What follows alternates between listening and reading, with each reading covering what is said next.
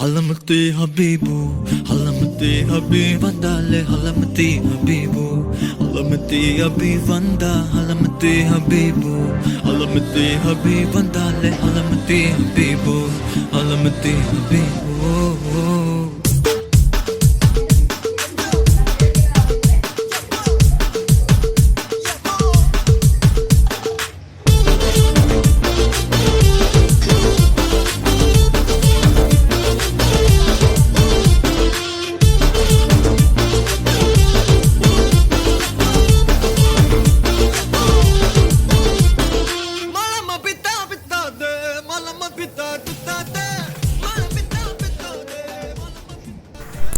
Hai ළමයි.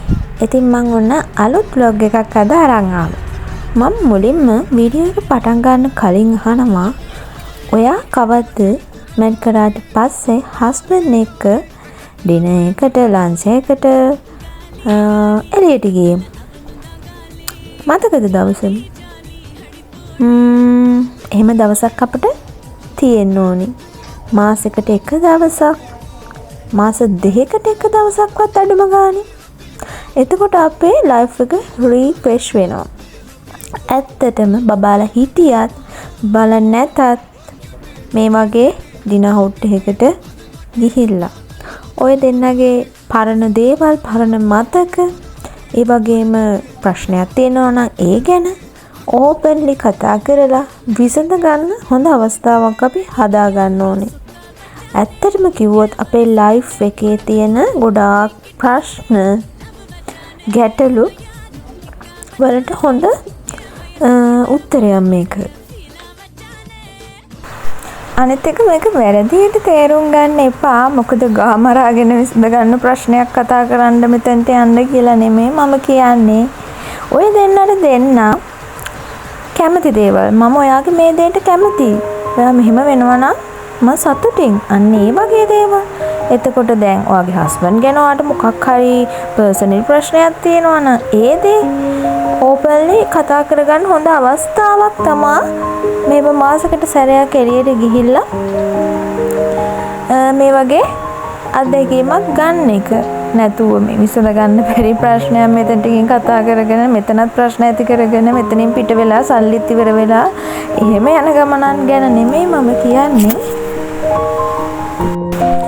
මේ කාර්යබහුල ජීවිතෙත් එක්ක ඔයාලත් ඒකාකාරී ලයිෆ් එකක් ගත කරන කෙනෙක් නම් ෆැමිලි එකක් නම් මං කියනවටම නෙමෙයි මේ ගැන චුට්ටක් හිතන්න.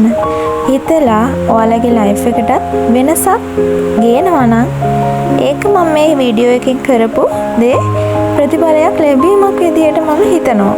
මොකද මේ වගේ දෙයක් ගැනවත් හිතන්න බැරි තරම් කාර්යබහුල ජීවිත ගත කරන මිනිස්සු අපේ ලංකාවේ ඉන්නවා.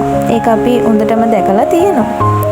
ඉතින් අයිඩියා එකක් ගන්න තමයි මම මේ වීඩියෝ එක දැම්මේ. ඉතින් අපි හැමෝම කවදා හරි දවසක මරණ මිනිස්සු. මේ ඉපදිච්ච මිනිස් ආත්මේ අපි පසුතැවීමක් ඇති නොවන විදිහට ජීවත් වෙන්න ඕනේ. මොකද මැරෙන මොහොතේ අනේ මම මෙහෙම කරේ නෑනේ අනේ මට මෙහෙම කරන්න තිබ්බනේ කියලා හිත දුක් විඳිනවට වඩා ලැබෙන හැම මොහොතක්ම ජීවිතේ විඳින්න ඕනේ. ඒ වගේම මේ වීඩියෝ එකෙන් ඔයාලා නොහිතපු පැත්තක් ඔයාලගේ ජීවිතයට එකතු වුණා නම් මම මේ වීඩියෝ එකේ කරන අවසාන අරමුණ එක තමයි මම කියනවට නෙමෙයි ටිකක් හිතන්න. අපි හම්බ කරනවා වියදම් කරනවා ජීවිතේ විඳිනවා. ඒ වගේම තවත් කොටසක් ඉන්නවා හම්බ කරනවා විතරයි ජීවිතේ විඳින්නේ. ජීවිතේ දුකක් විතරයි. තමන්ගේ පවුලත් එක්ක තමන්ගේ වයිෆ් එක තමන්ගේ දරුවෝ එක්ක ජීවිතේ විඳින්න අපි හම්බ කරන දේෙන් අපි තෘප්තිමත් වෙන්න. එතකොට නොස්තපු පැත්තක් හිතන්න මේ වීඩියෝ එක අරන් ආවේ. එහෙනම් අදට මගේ වීඩියෝ එක අවසానයි. ඔයාලා හැමෝටම සුබ දවසක්. අයියෝ සාමි